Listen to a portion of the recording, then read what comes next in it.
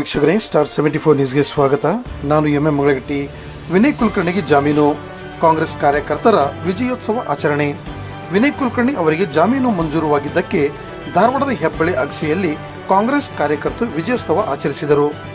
ವಿಜಯೋತ್ಸವದಲ್ಲಿ ದೀಪಾ ಸಂತೋಷ್ ನೆರಲ್ಕಟ್ಟಿ, ಸೂರವ್ವ ಪಾಟೀಲ್, ದಿಲ್ಶಾದ್ ಬೇಗಂ ನದಾಫ್, ಗೌರಮ್ಮ ಕುರ್ವರ್, ಶಿವಶಂಕರ್ ಹಂಪನ್ನವರ್, ಪ್ರಕಾಶ್ ಭಾವಿಕಟ್ಟಿ, ಫಯಾಜ್ ಬಸ್ತವಾಡ್, ಆನಂದ್ ಸಿಂಗ್ನಾಥ್, ಗಿರೀಶ್ ಕಲ್ಲಾಪುರ್, ಶ್ರೀಶೈಲ್ ಭಾವಿಕಟ್ಟಿ, ಪ್ರಕಾಶ್ ಪಟ್ಟಣಶೆಟ್ಟಿ, ಇಕ್ಬಾಲ್ ತಹಸೀಲ್ದಾರ್, ಅಶ್ಫಾಕ್ ಬೆಡಗೇರಿ, ಸಲೀಂ ಸುಂಗನ್ಮುಲ್ಲಾ, ಸಲೀಂ ಮುಲ್ಲನ್ನವರ್, ಗಂಗಾಧರ್ ಹೊರಟ್ಟಿ, ರವಿ ಭೋಸ್ಲೆ, ಈರಣ್ಣ ಬೆನ್ಕಟ್ಟಿ, ಮಂಜು ಸಿಗ್ನಳ್ಳಿ, ಇಕ್ಬಾಲ್ ಧಾರವಾಡ್ಕರ್ ಈ ಸಂದರ್ಭದಲ್ಲಿ ಉಪಸ್ಥಿತರಿದ್ದರು.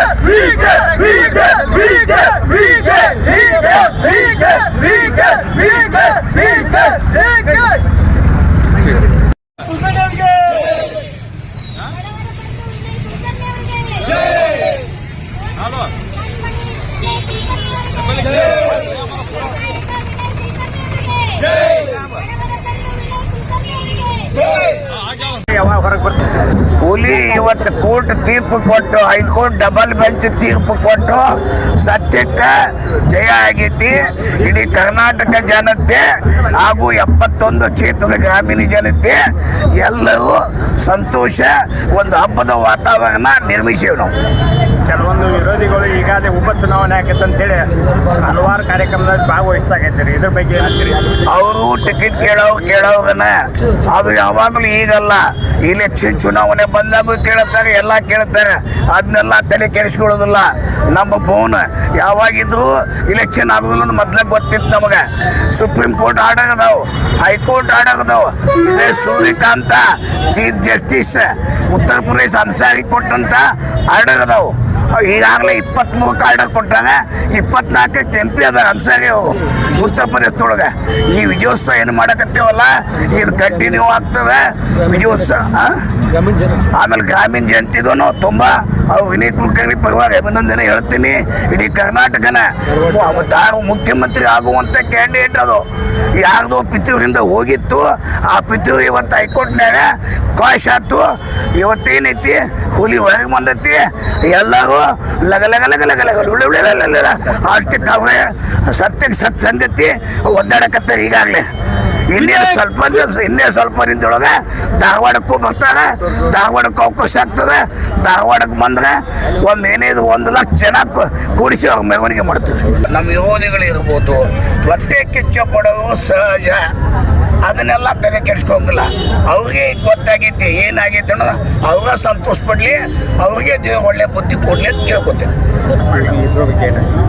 ನೋಡ್ರಿ, ಒಂದು ಹುಲಿ ಅಂತಂದ್ರೆ ಅದು ಸಸ್ಯಾಹಾರಿನೂ ಇರ್ತೈತಿ, ಮಾಂಸಾಹಾರಿನೂ ಇರ್ತೈತಿ. ಆದ್ರೆ ವಿನಯ್ ಅನ್ನಾರು ಸಸ್ಯಾಹಾರಿ ಇದ್ದಂಗೆ. ಅವರು ವಿನಯ್ ಅನ್ನಾರು ಸಸ್ಯಾಹಾರಿ ಇದ್ದಂಗ. ಆ ಸಸ್ಯಾಹಾರಿನೂ ಕೂಡ ಅವರ ಮಾಂಸಾಹಾರಿಯನ್ನು ಮಾಡಿ ಬೋಂದ ಹಾಕಕ್ಕೆ ಕುಂತಿದ್ರ.